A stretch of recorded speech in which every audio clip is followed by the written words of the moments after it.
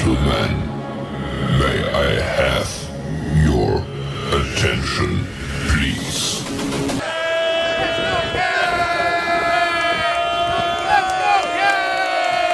The show starts in 3, 2, 1, go. What is going on, CaneSport, and good morning to you all. It is Tuesday, March 26th, and I would like to thank everyone for joining us on Good Morning CaneSport. Today, I'm joined by Steven Wagner as we break down the news of the day and the news of the weekend, which there was plenty of. Steven, a super busy recruiting weekend down in Coral Gables. Hurricanes even landed a commitment, and we're going to talk about all those guys on campus and more. Let's start off with the big guy on campus, Gerard Pringle out of Armwood. 4-star running back who shot up recruiting boards across the country, but Miami landed a good one. Steven, you recently broke down his film. What are your thoughts on that commitment and just the overall prospect Miami's getting in 4-star running back Gerard Pringle? Man, this is a prospect who I really love, and I kind of position this as I think he could sort of be another. I think he could be a complementary piece to a guy like Mark Fletcher or Jordan Lyle, and sort of bring that thunder and lightning duo. I mean, you watch this guy's film, he is explosive. He is an extremely explosive back. He attacks the hole really hard. He gets north and south. If he is going to make a cut, he's going to make a cut, gaining ground. He's going to force defensive backs to wrap up and tackle. He's going to force linebackers to fill their gaps and fill them quickly. And if they don't, he's going to make you pay. He's most comfortable when he's able to just make one cut and go. I mean, here we see him get into a little bit of space, but the overwhelming majority of this stuff, he sees a hole, he makes one cut, he gets north and south, and his acceleration when he hits the sideline is just next level. I mean, this guy is fast. And I think if you put him in the backfield alongside a Mark Fletcher or a Jordan Lyle, a guy who's maybe a little bit bigger, a little bit more polished, a little bit more of a traditional physical power back, I think now all of a sudden you get a real thunder and lightning duo. I think he is going to be that speed. I think he's going to give Miami's running game that speed. He's going to give them that quickness. But it is something kind of interesting about his game. Whenever you watch his tape, you see that his speed really fuels his power, and his power comes from his speed. He knocks defenders off balance so often. He knocks them off their feet so often because what he does is he gets going so fast running downhill and attacking the line of scrimmage that he gets such forward momentum that he just ends up blowing defenders back, and he always falls forward. I mean, this is a guy who does not lose yards. On three, has him as the number 93 running back in the country. On three's considerably higher on him than some of the other recruiting sites. But man, I think this is a guy who it is really hard not to love this kid a lot. I think his future is very bright. I think this is an awesome ceiling. I think he has an awesome ceiling. And I think the possibilities for his usage, strictly from a personnel standpoint, are really intriguing. I think you can get really creative with your different personnel groupings. When you want to go hurry up, when you want to split one of these guys out wide, how often you want to stay in the two-back set, all the different pistol sets that you can line up with a guy like, say, like Mark Fletcher and Gerard Pringle, or Jordan Lyle and Gerard Pringle in the backfield. I think that there are a lot of possibilities for how he can be used. Yeah, kind of what you just touched on. I spoke with his head coach at Armwood, Coach Davis, and he mentioned that versatility, man. Catching passes out the backfield, lighting him up in the slot, just using that speed in a variety of different ways and hitting that hole for those big home run touchdowns. So, he visited all these other schools, yet at the end of the day, he just thought Miami was a perfect place for him and just felt like home when he brought his family down to Coral Gables. So, going to stick in that Tampa area. Another guy that visited on Saturday in 2025, wide receiver Dallas Wilson.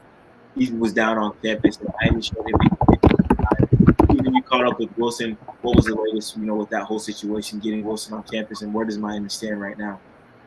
Yeah, Dallas Wilson is definitely higher on Miami after leaving this visit than he was going into the visit. The thing that I kind of, have noticed about Wilson is he's a hard guy to get onto campus, but if you can get him on campus, you will give yourself a very, very legitimate shot, and I think that's what Miami's done here. Kevin Beard and Mario Cristobal made a really, really strong impression. Remember, Wilson's the number 25 overall prospect in the 2025 cycle. Believe he's the number 5 receiver and the number 4 recruit in the state of Florida. He's still committed to Oregon. Oregon is still the leader here, but it's hard not to be a little bit optimistic about the position that Miami might be able to find themselves in. Yeah. He was really impressed by the practice. He thought the receivers looked really good. He really liked the way that Kevin Beard was interacting with the receivers. Kevin Beard has done a very good job in this recruitment and making sure that Miami stays in the mix for Dallas Wilson. He does have an official visit set to Miami for June 7th. Don't know if he's going to get back down to campus once more. If he does, I think that would definitely be ideal for Miami, is try to get him to campus at least twice this spring, because remember, this was a guy who he didn't step foot on campus until January 27th for the Hurricanes junior day. And even then, it was just a very, very quick, 1 hour tour with the 7-on-7 group. And then, he left right after that. Wilson's a guy that Miami was trying really, really hard to get to South Florida last year, and he just never made the trip. So it was really, really important for Miami to be able to get him this week and make sure that he spent a little bit of time on campus. And I do like the way that things are looking after his time. Yeah, Coach Kevin Beard has been relentless, to say the least, on that recruiting trail since he got to Miami. We saw the guys he brought in last cycle, with JoJo Trader, Chance Robinson, Nikar, and those guys. And looks like he's keeping that momentum on the 2025 class already, with Wade and Charles, and recruiting guys like, Dallas Wilson, another guy on campus, Jamie French, that we're going to talk about a little later on in the show. But definitely kudos to Coach Kevin Beard for those guys getting them on campus and making big impressions and really moving that needle, putting the Hurricanes in a spot where they can strike with these big-time prospects, which everyone loves to see, those big playmakers coming down and making that name for themselves in South Florida. But we'll switch to the defensive side of the ball with 2 South Florida defensive backs, Chris Ewald Jr. and Ben Hanks Jr., 2 guys that were also on campus during this busy recruiting weekend. Both guys left with smiles on their face from Coral Gables. And it seems like Coach Chevis Jackson, the new secondary coach, is doing a great job of making an early impression on those guys. Steven, you already put in your RPM for Ewald to land at Miami. Talk about Ewald and both Ben Hanks, and where do you think the Hurricanes stand with those 2 elite prospects? Yeah, I think Miami has done a really great job for Ewald, and Miami has been surging ever since he decommitted from Michigan right after Jim Harbaugh left to go to the Chargers. Florida State was previously a team that was, we were kind of keeping an eye on, but as we've reported previously, Florida State has kind of cooled on him. They're not contacting him nearly as much as they previously were. And I think that Miami has kind of turned into the team to beat here. I do think that eventually he is going to end up a Hurricane, absolutely. Except he has been saying kind of repeatedly that he wants to try to commit sometime in July or August after he takes those official visits. He already has an official lined up to Miami. He's already got that locked in, set in stone and everything. I don't know if there's a chance that he could commit a little bit earlier. Because, you'll remember he committed to Michigan whenever he was only a sophomore. So we already know that if the time is right, he will go ahead and pull the trigger. But I think the biggest question right now is going to be, when is the time going to be right for him? I am very, very confident that Miami is going to get him. But my biggest question continues to be, when might this happen? Because, yes, he does keep on saying July or August, July or August, July or August. However, like I said, he has committed earlier before, and with the way things are trending right now, who's not to say that something couldn't be coming even sooner than that. But like I said, I do think Miami's absolutely the team to beat for Ewald. Ben Hanks, on the other hand, Florida Gator legacy, very well documented Florida Gator legacy. His dad was an all-SEC linebacker for the Gators back in the 90s, played for Steve Spurrier, won a couple of SEC championships, was part of that kind of OG Alabama-Florida rivalry. And but that hasn't necessarily just pulled Hank straight over to the Gators. This is a guy who, he goes to Booker T. Washington. He's right there in Miami's backyard. He's a top 300 prospect and one of the elite defensive backs of South Florida, a guy I really like a lot. I think he's a very, very high floor player. And I think he's a guy who will be ready to see a college field sooner rather than later. And I think Miami understands that as well because they have prioritized him. They have thrown everything at him. They have continued to throw everything at him. And yeah, he does happen to be a Florida legacy, but Florida's a little bit further away, and Miami does have the advantage of just being a short drive right down the street. He can visit Miami, pretty much on a whim whenever he feels like it.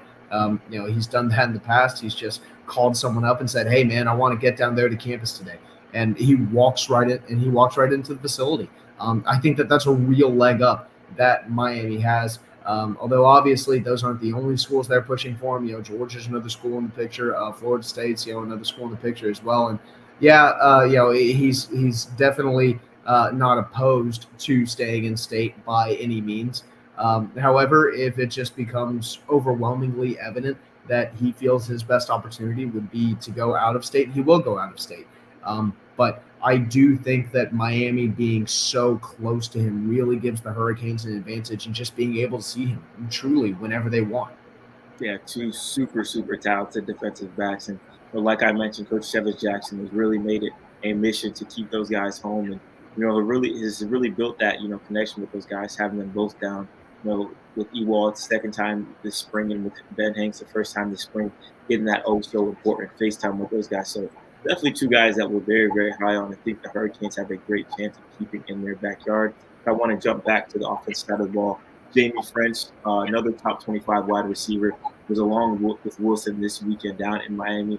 And I spoke with him, and he kind of said, hey, this visit was much needed and had a very big impact on the way I view the Hurricanes. We all know how French feels about Miami. He's been there multiple times, 2 times in the last 3 months. Coach Kevin Beard, that's his guy. He wants him down in Miami. He wants him to become a Hurricane. But a lot of schools across the country still pushing. Just fresh off a visit from Tennessee and named them as one of his top 3 schools. But I do think the Hurricanes are in that top 3 as well with Tennessee.